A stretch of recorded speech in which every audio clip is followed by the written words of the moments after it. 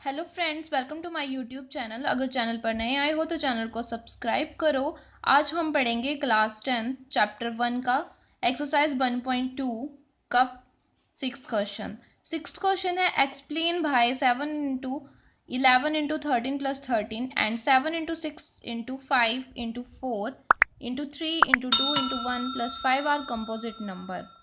तो इन्होंने पूछा है कि ये क्यों कंपोजिट नंबर है। तो पहले तो हमें इस क्वेश्चन से पढ़ने से पहले हमें ये पता होना चाहिए कि कंपोजिट नंबर और प्राइम नंबर होते क्या हैं। तो पहले हम डेफिनेशन पढ़ेंगे प्राइम नंबर और कंपोजिट नंबर की होते क्या हैं। प्राइम नंबर की डेफिनेशन तो मैंने आपको अपनी पिछली वीडियो में बता दी थी, लेकिन मैं एक बार फिर से रिवाइज करवा देती हूँ कि प्राइम नंबर और कंपोजिट नंबर होते क्या हैं।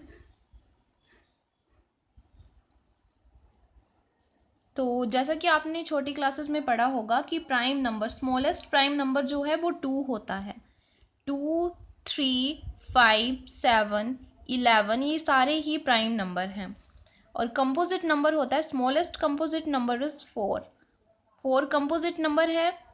6, 8, 9 ये सारे कंपोजिट नंबर है। तो नंबर से ही, इन डिजिट से ही पता चल रहा है कि प्राइम नंबर और कंपोजिट नंबर होते क्या हैं। प्राइम नंबर होते हैं कि वो जो खुद से ही डिवाइड हो, उसको बोलते हैं प्राइम नंबर। जैसे 2, इसका कोई फैक्टर नहीं होता। 2, 2 1 जा 2 होता है। 3, 3 1 जा 3, इसका कोई फैक्टर नहीं बनता। 5, 5 1 जा 5, 7 1 जा 7, वैसे करके। और कंपोजिट नंबर होते हैं कि मोर देन 2 फैक्टर हो जाएं। जैसे 4 1 जा 4 आ सकता है, 2 2 जा 4 आ सकता है, वैसे 6 का, 8 का, 9 का हम देख सकते हैं। तो ये होते हैं प्राइम नंबर, जो कि सिर्फ खुद के ही टेबल में आते हों, बाकी किसी और टेबल में नहीं आते हैं। और ये हैं कंपोजिट नंबर। तो अब हम देखेंगे कि क्वेश्चन में पूछा क्या है। क्वेश्चन में पूछा था कि हम इसको, ये क्यों कंपोजिट नंबर है, ये प्रूफ करना है हमने। तो हम लेके चलेंगे, स्टार्टिंग में क्या दिया है, 7 इंटू, हम कंसीडर कर लेते हैं, कंसीडर 7 इंटू 11 इंटू 13 प्लस 13 ये दिया है हमें। तो हम देख सकते हैं कि इसमें कॉमन आ रहा है 13, क्योंकि 13 इस तरफ भी है और इस तरफ भी, और बीच में है प्लस का साइन। तो हम 13 कॉमन ले लेंगे, तो अंदर बच जाएगा 7 इंटू 11 प्लस 1। तो 13 क्या आ गया, इसका फैक्टर आ गया। तो इसका मतलब फैक्टर किसके निकलते हैं, कंपोजिट नंबर के, क्योंकि प्राइम नंबर के तो फैक्टर बनते नहीं हैं। तो ये क्या आ गया, which is not a prime.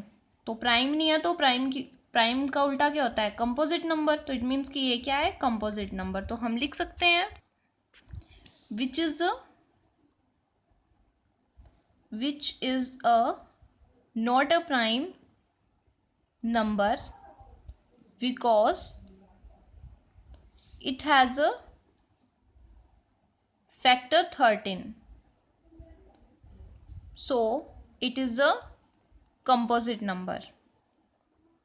composite number।